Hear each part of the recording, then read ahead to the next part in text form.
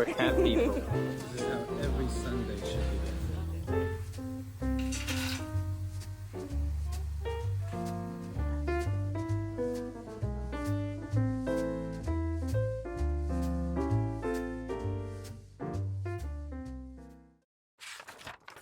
We have this kind of tradition that whenever we're done with our official Christmas celebrations, so Alistair's back from up north, I'm back from Germany, and now it's time that just the two of us have a mini celebration. And we do this now for the 3rd year in Chiltern Firehouse, and we always have a pancake there. And this is what we're gonna do now.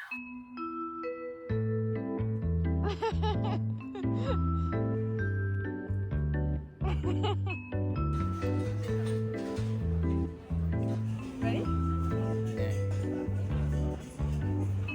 Oh, it's sliding. Okay, you get half of it. This is how every Sunday should begin. Die sagt man Pancake. Pancake, Eierkuchen. Ta-da! Are you ready? Yes. Oh, yours is the white stuff. Look, we're cat people. Oh, how lovely! Oh, I always wanted that. yeah. Thank you. Okay. Oh, this is nice. I feel like there's a movie about this. Really? The Memory Police.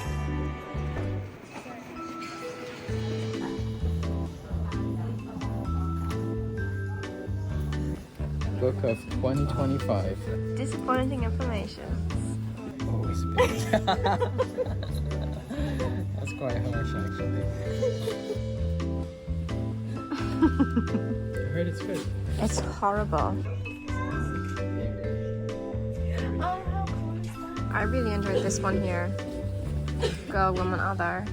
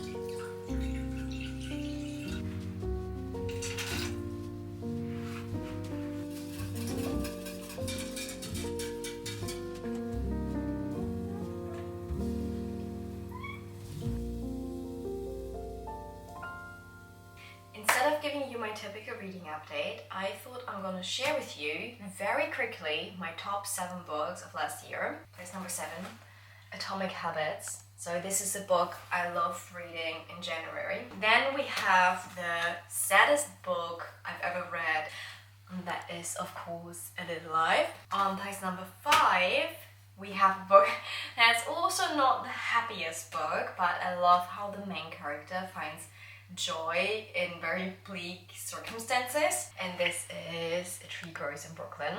On place number 4, we have a book I talked about already a lot, historical fiction, Korea, Japan, and that is of course Pachinko.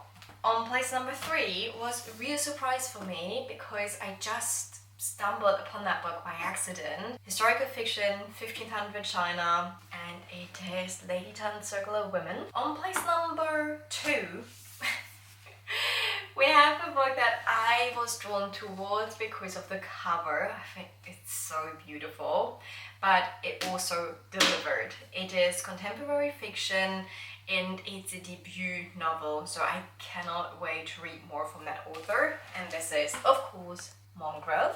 Hello, darling. Oi. Of course we make time for that. number 1, my top favorite book of last year. This is a book that might not be a masterpiece like A Little Life, but it resonated with me deeply because it felt like a warm hug. So this is Welcome to Yeomnam-dong Bookshop. Alright, so these are all my top favorite books of last year. And now I'd love to hear from you. What was your favorite book of 2024? I'm on my way to East London because my good friend Yang, she found a super cute place to paint pottery, and that's where I'm gonna take you guys now.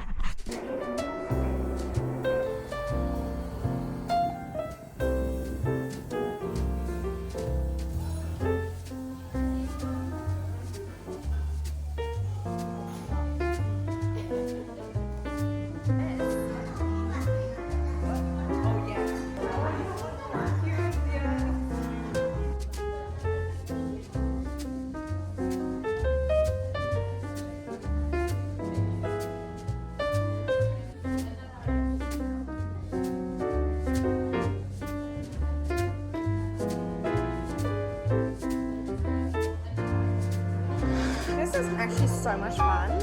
I know. Oh my god, it's so cute. It's low effort.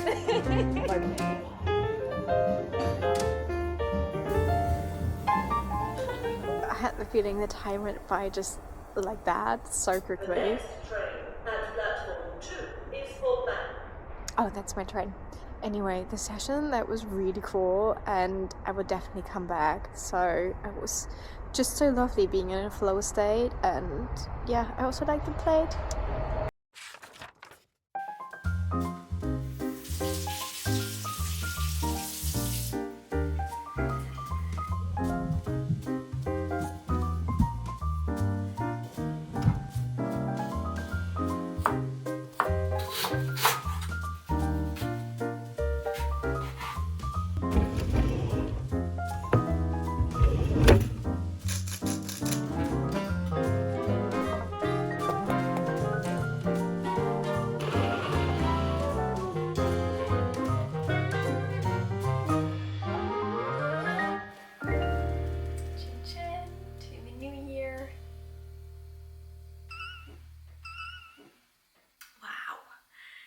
Quite strong.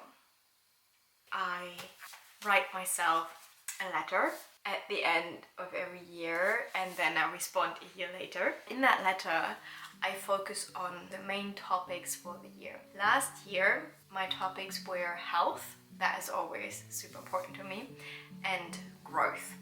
And this year, I picked health and joy, because reflecting on especially this letter here and how the year went, I realized that it is just so easy not to make space for creativity or to learn something new. And this is where today's sponsor comes in nicely, which is Skillshare. Thank you so much for sponsoring this video. You probably heard about them before. They're the largest online learning community with thousands of classes. Knitting, crocheting, photography, videography, and you name it. I started a learning path for acrylic painting. Learning paths are curated lists of classes, and this is when you want to really dive deep into a certain skill. I've loved to paint for ages now, but there's just this massive gap between my style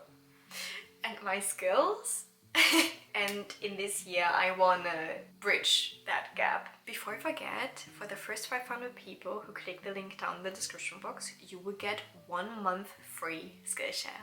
And I'd love to hear from you. What is your favorite class and what do you want to focus on creatively in 2025?